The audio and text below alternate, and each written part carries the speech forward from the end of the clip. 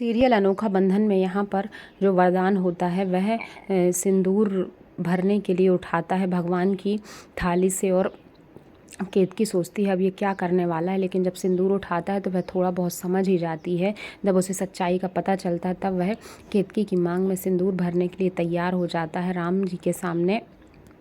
और इसको देखकर केतकी रोने लगती है। बाकी सारे लोग बड़े खुश हो जाते हैं।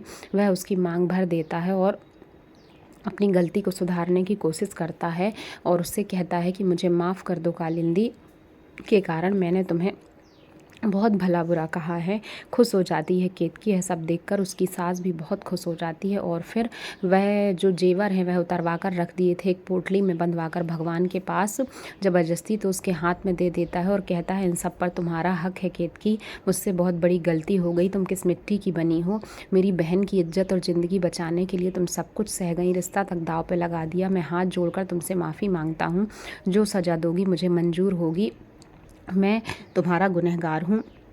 तो केतकी कहती है नहीं, ऐसा मत कीजिए, मुझ पर पाप मत ला दिए। आपकी सज़ा केवल यही है कि आपको ज़िंदगी भर मेरे साथ रहना पड़ेगा।